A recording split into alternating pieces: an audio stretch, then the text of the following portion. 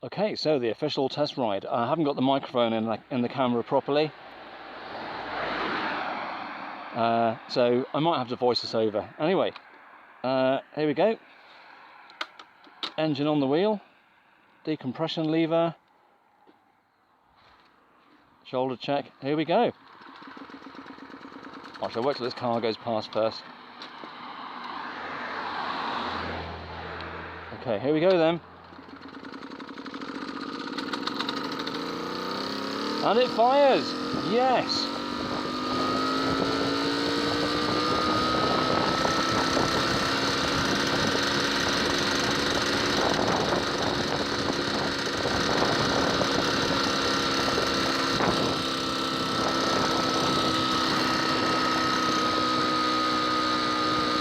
Okay.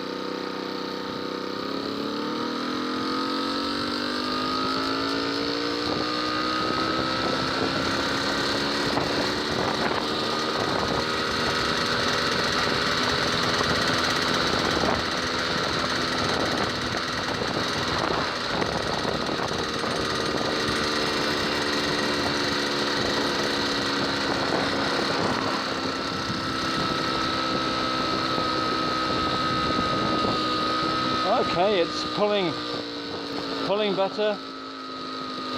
Still four-stroking though.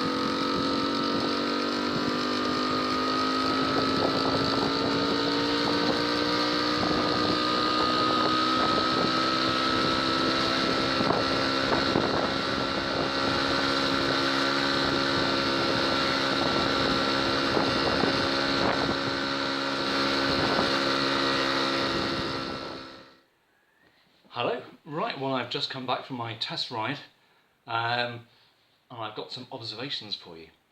Now, the first test ride, I wasn't entirely sure about the performance of it, so what I did was I added another little earth wire, just wrapped a wire around where the atom connected to the frame, and then ran it up and connected to the engine just at the top, just to improve the earth slightly, rather than that, slightly dodgy bolt that I put through. Okay, so my observations are thus. The engine takes a little more to get started, got to pedal it a little bit more, get the bike going a little bit faster. That's fine, that's no problem at all. It runs a little bit faster before it four-strokes. Two strokes can do a thing where when they run too fast, they kind of go drrrr. Well, my bike used to do that, I don't know, at around 18 miles an hour. I reckon this one sort of goes close to 20 before it starts four-stroking, which is fine. But you don't buy a Solex for top speed. What you do need, especially around here in the Malverns, is the ability to climb hills. Here's where the Atom has a big fault. I would say that the timing of the Atom is slightly out. It feels to me like the bike used to run when I wasn't sure how to set the timing. With the timing set slightly out on this bike with the old points, it would not have much torque. You know what I mean, torque, that's with a Q. And it really wouldn't pull at low revs up the hill, and I found myself having to pedal a lot. When I got used to setting the timing properly, using a special piece of paper to put into the gap, and there's a way of doing it, it ran with more power. It didn't have a great top speed, but it had a bit more grunt up the hills. When the timing was set badly, it would feel soft, and you get to a hill, even a slight hill, and you find yourself doing what we in the Solex world call light pedal assistance. Now, I've just been out for that ride, and bits of the hill where I had to use light pedal assistance with bad timing and mild ignition, I found myself having to do with this. It feels a little bit soft, a little bit gutless at low revs.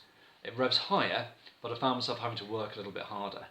So, the end result is, was it all worth it changing to electronic ignition?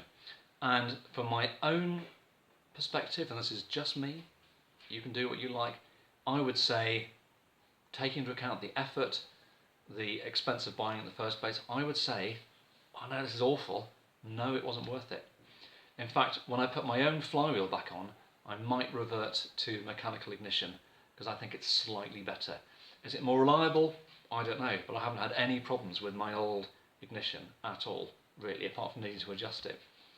So the electronic ignition I've got here, you don't need to adjust it, it's there, but you don't need to adjust it, but it's not right. So it needs to be adjustable, because I reckon the timing's a bit out. I don't know why, don't know what's going on there. It's got a flywheel with a key in it, that's all correct. Anyway, so there you go. So the next video will probably be me refitting mechanical ignition and going from there. So that's the big reveal.